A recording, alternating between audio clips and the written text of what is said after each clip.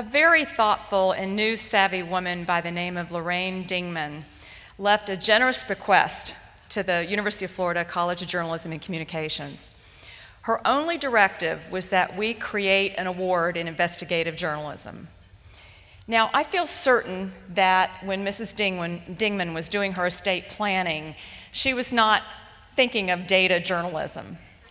But I'm also confident that if she was here with us tonight, she would be very pleased and proud that we decided to partner with the Online News Association to create the University of Florida Award in Investigative Data Journalism.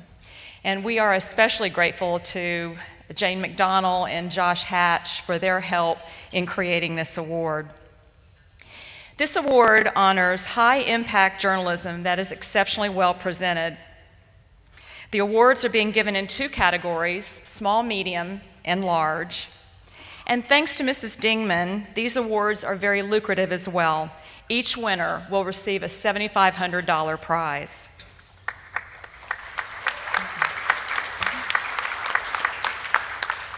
We hope this award will encourage more groundbreaking journalism using big data and entice more journalists to learn how to find and tell significant stories through data. There is an aspirational element for our college as well.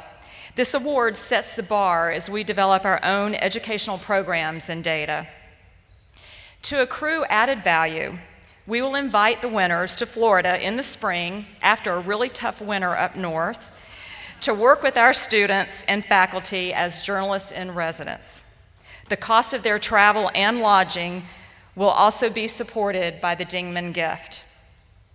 We will ask them to share their expertise and show how they produce their award-winning work, and they will use our multimedia newsroom, the Innovation News Center, as their base of operation. So, now the winners. The finalists in the small-medium division are NPR News, Minnesota Public Radio for Betrayed by Silence, ProPublica for ER Weight Watcher,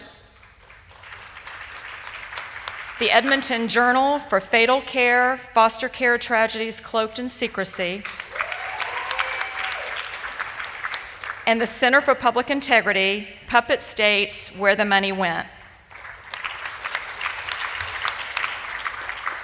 The judges said one entry stood out for digging into an issue so many have fought so hard to keep secret. The winner is NPR News. The finalists are the Milwaukee Journal Sentinel for Deadly Delays, USA Today for Fugitives Next Door, the Washington Post, Homes for the Taking, Liens, Loss, and Profiteers,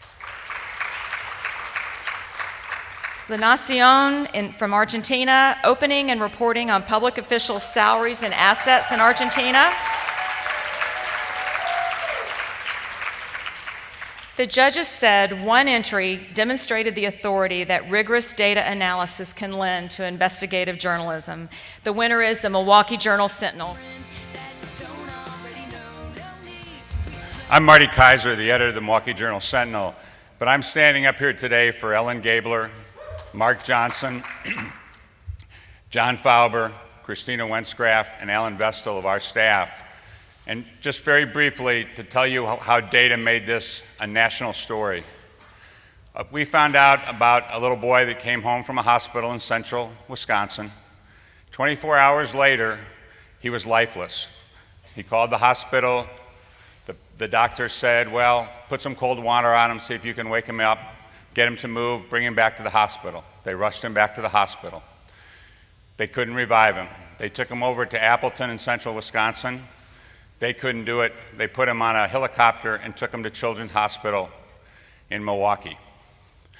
Now, what had happened is the little hospital in central Wisconsin they'd batched. And what batching means is holding on to the blood tests. 50 years ago in this country, all babies within 12 to 24 hours, a blood test was taken. And that blood test, when it went to the lab, could protect 44 diseases very simply. Sugar water would have saved this baby's life and made it very different.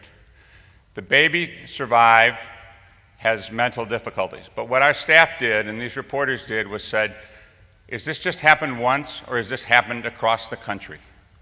And what we did is we did FOI requests all across all 50 states and the District of Columbia.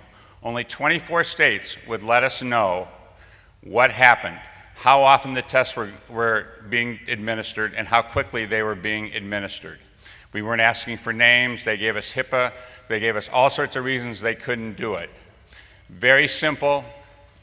Once we started reporting this story, now there's a database you can go look up at the hospital. We found if the baby's born in Delaware and Iowa, 99% the tests get taken care of.